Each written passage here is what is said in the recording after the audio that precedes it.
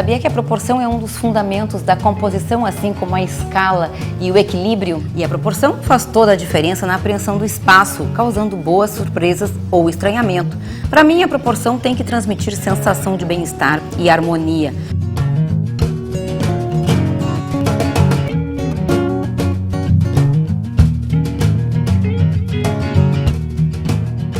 A proporção tem importância dupla. No que se relaciona à ergonomia, que é respeitar as dimensões dos móveis para que ao longo do espaço a pessoa possa transitar com conforto e segurança.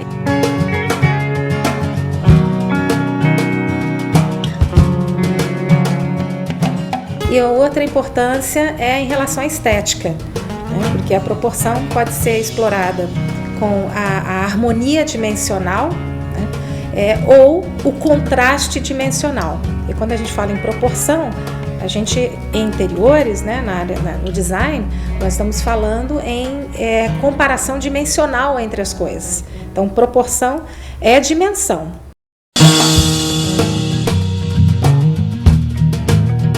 Nós percebemos quando algo está fora de uma escala dimensional adequada ou não. Nós percebemos intuitivamente, né?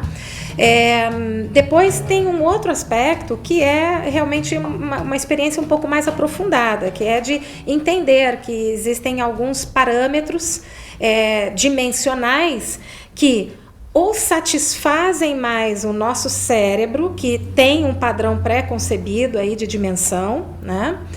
Ou desafiam o nosso cérebro para sair daquela dimensão. No quesito ergonomia, o usuário do espaço vai perceber isso no seu dia a dia. Puxa, eu quero puxar essa cadeira e sentar confortavelmente, mas ela sempre bate na parede. Então nós podemos aprender isso, como você falou, usando o espaço no dia a dia no que diz respeito à ergonomia. E no que diz respeito à estética, né, nós temos uma experiência já consolidada, né, mas a quebra da proporção às vezes exige um olhar um pouquinho mais apurado.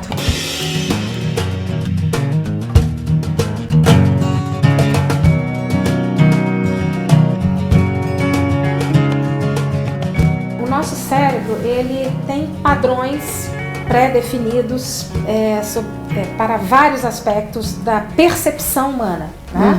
E a proporção é uma delas. Outra coisa que o nosso cérebro faz também é formar grupos visuais. Então, quando eu olho aquele aparador com aqueles objetos, aquele quadro, nós podemos descrevê-los individualmente, mas para o nosso cérebro é um conjunto só. O quadro está dentro de uma boa proporção em relação a esse... Não, boa é a palavra errada. Está em proporcionalidade, porque nem toda proporção é boa, né, em proporcionalidade com aquele conjunto, porque ele obedece a mais ou menos o tamanho do aparador. Esse grande puff aqui, que está servindo como mesa de centro, né, se ele estivesse sozinho, ele já não seria tão proporcional a este sofá aqui, né? Porque ele é muito estreitinho, né, nesse sentido, pouco comprido. Então, usou-se essa outra mesa auxiliar aqui para estender o conjunto. Então, lembra que eu falei sobre agrupamento, que o cérebro forma grupos visuais? Então, mesmo sendo duas peças diferentes, agora é um único elemento, né, que forma, sim, uma relação de boa proporção, né? De novo, boa não, de proporcionalidade em relação a esse sofá.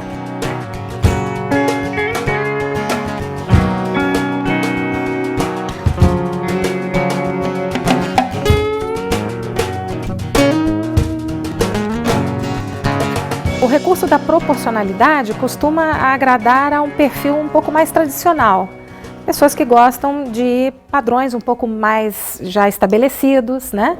E a desproporcionalidade, aí ela já é mais delicada, porque vai mexer justamente com esses paradigmas que a gente tem em relação à dimensão, né?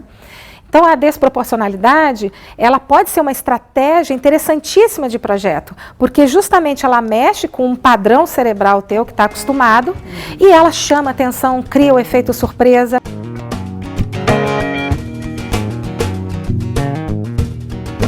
E essa cadeira, por exemplo, ela tem uma desproporção em relação à trama, não é?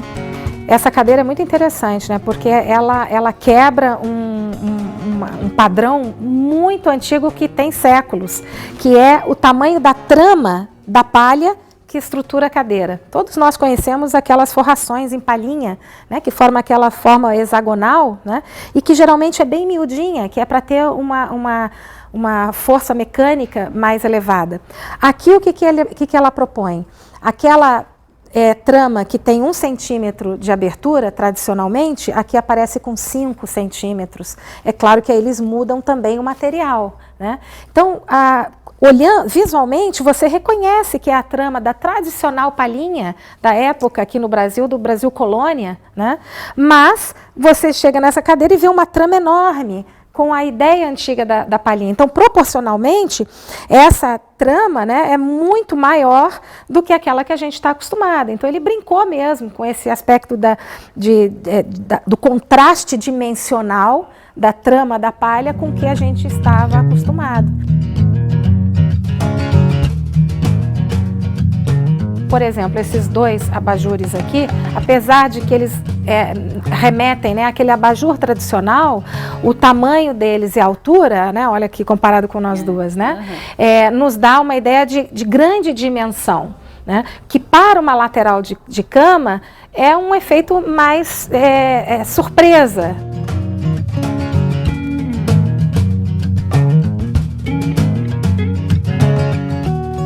No quesito proporção, ergonomia e estética têm que andar juntas.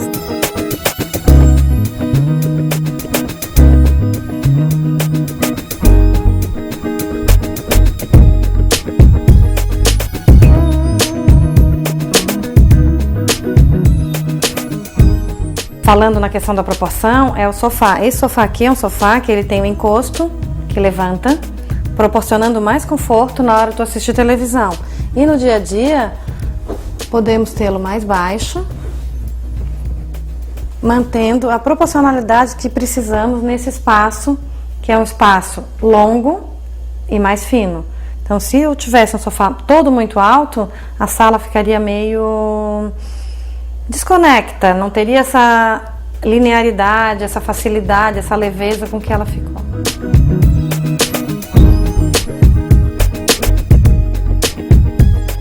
Neste ambiente, temos um espaço um pouco reduzido e eu não poderia usar móveis de proporções muito grandes.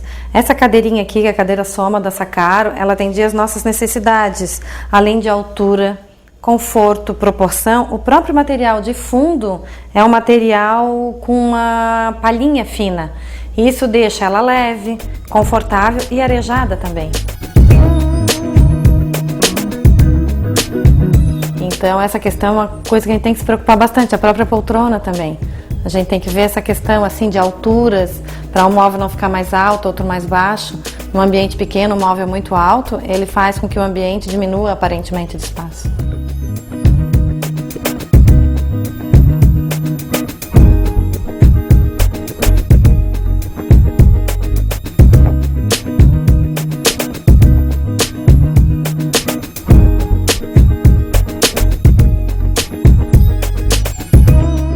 Está acontecendo já e vai acontecer cada vez mais uma grande transformação no mercado de design, uma coisa muito parecida com aquilo que aconteceu, por exemplo, na indústria da música. Hoje em dia a gente ouve apenas aquilo que a gente quer de música, a gente baixa as nossas músicas, a gente edita playlists, ouve do jeito que a gente quer, o que a gente quer e na hora que a gente quer. É possível que aconteça uma coisa muito parecida com design.